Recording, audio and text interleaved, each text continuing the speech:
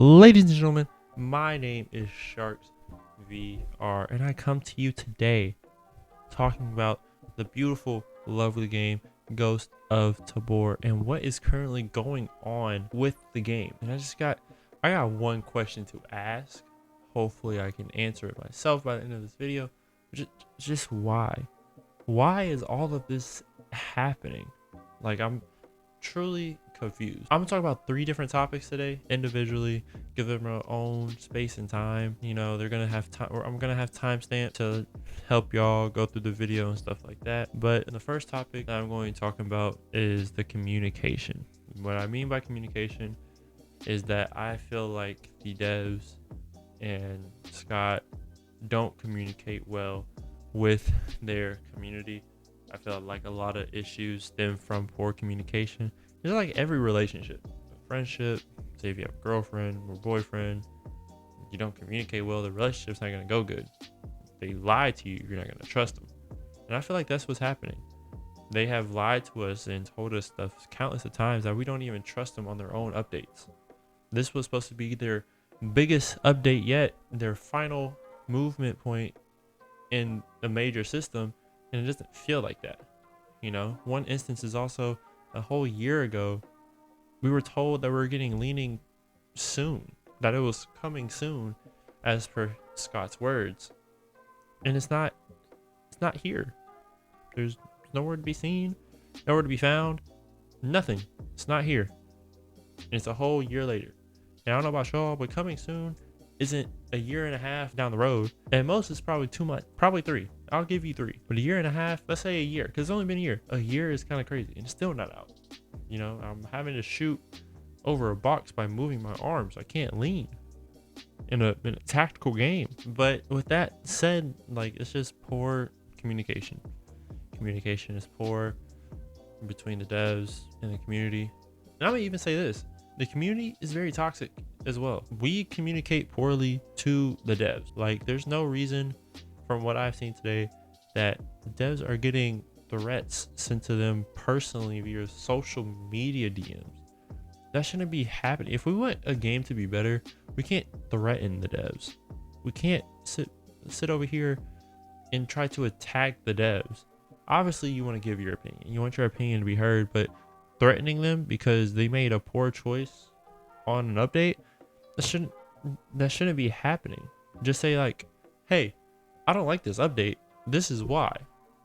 If you don't have a solution, then you don't have to give a solution. Just give your opinion on why you don't like the update or the game. It's that simple. I feel like a lot of these issues can be resolved just off better communication between the developers and the community. And vice versa. The community needs to act right, because what are we doing? Why is it that we are over here sending threats? Stop. It's not right. You wouldn't want threats sent to you because of one bad decision. You know, so just stop. And for the devs, just communicate better. Don't give us a promise that you can't keep. And if you do give us a promise and you're unable to fulfill it, give us an explanation why. Don't just leave us in the dark. Like, for the biggest update yet, you added a map that's not fully optimized, it feels like sometimes. You know, added a gun, added a DLC that you dropped from $13 to $11. It doesn't feel like a final pivot point update. It feels like an update that just gets thrown out there, you know? Doesn't, you know, but I feel like just communicate better with us. And if that were the case, we would communicate better to y'all as well. With that being said, one of the major points of this update was the DLC that just released. I think they call it team tactical, something around those lines. Basically, you're just playing solo against AI. And to me, it's just a glorified training mode. Paying $11 for just practicing. Well, what I don't understand about it is the storage is different, which I'm okay with. I actually like that the storage is actually different between the PvP, PvE. Perfectly fine, especially if it's like a whole different game mode, you know, whole different section of the game. You have to make a whole different server to make it. It's perfectly fine if it has 2 different storage. But why is the health the same? Why, if I die in PvE and I try to go play PvP, I have to heal my character? There's no reason for that. If my storage is different, my character should be different. If you're having to make a whole separate server for it, then why do I have to heal myself after I play PvE and I'm trying to go play PvP? It makes no sense. At that point, just make it all separate. If I'm paying for it to be separate, I want it all separate. How about this solution? If you want to make your money and you say that you need, like, it's better for this to be paid for because we had to make servers and all the money that went into developing it, it's fine, cool. I feel like a better way to go about it, instead of basically calling your OG players useless in the situation, or that you don't have as much care for them as you do newer players, which is kind of crazy on its own, you should probably figure out another way to make money in the game. Obviously, I don't think DLC is the way to go to make the money, because once people start getting tired of it, they're not going to buy it. The only reason why a lot of people buy it now is because they have to. Content creators have to buy this product because they have to show it off to their audience that watch them for Tabor. They have to do so. What I think should be done, probably just have some skins. You're not a realistic game anyway.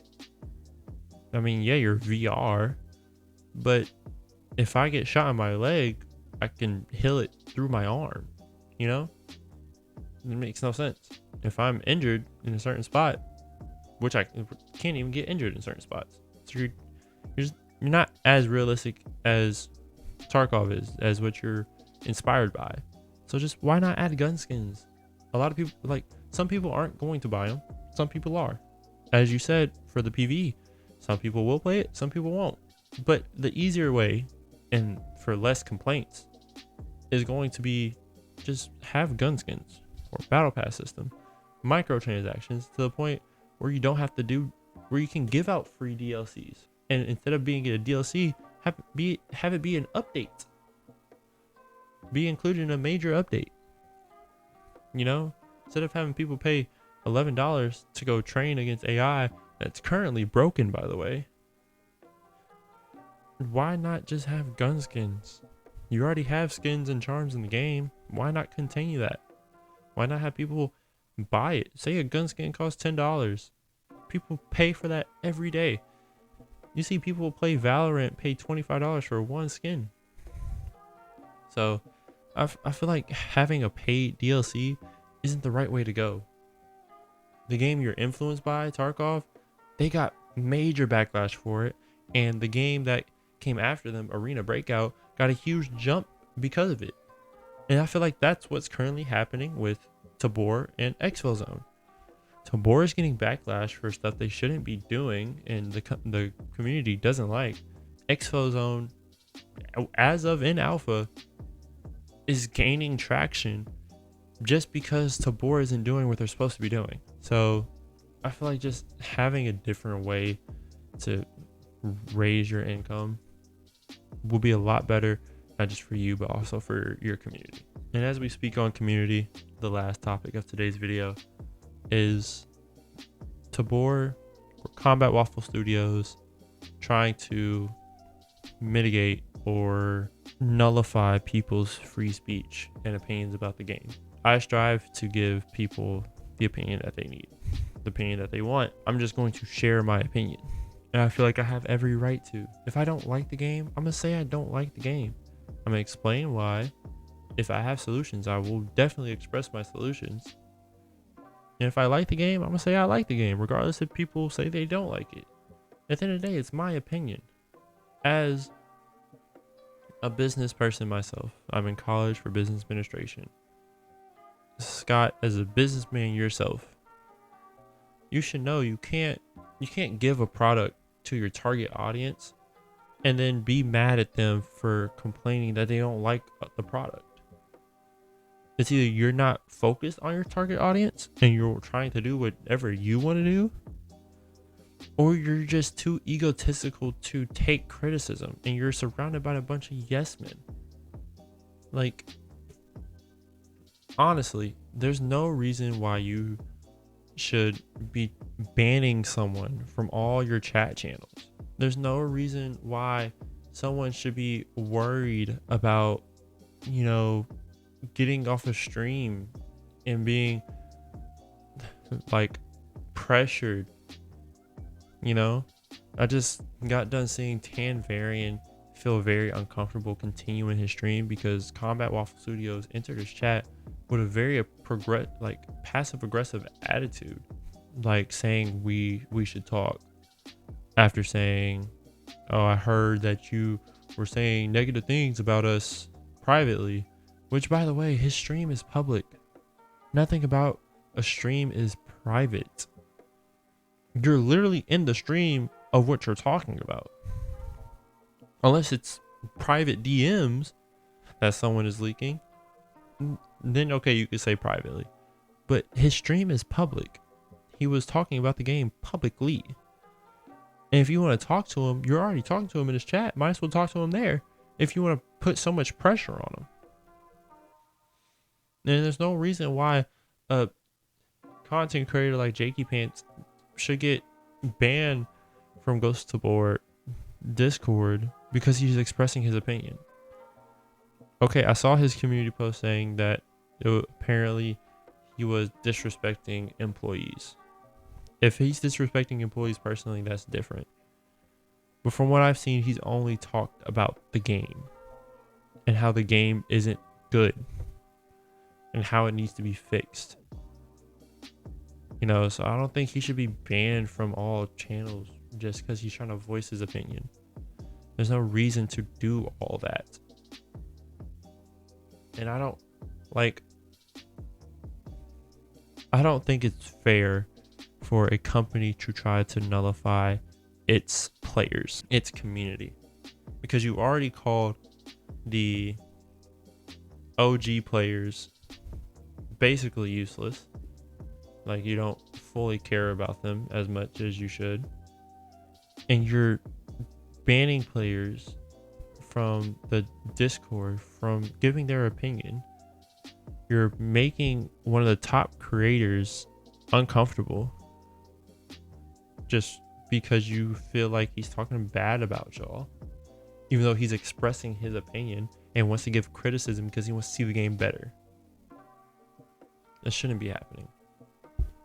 But on that note, guys, that is the end of this video. I hope you do enjoy. If you want to hear any other comments I have about Tabor, leave them down in the comments. Make sure you like, comment, and subscribe. And I may make a part 2 of this. Who knows? We'll catch y'all later. Peace.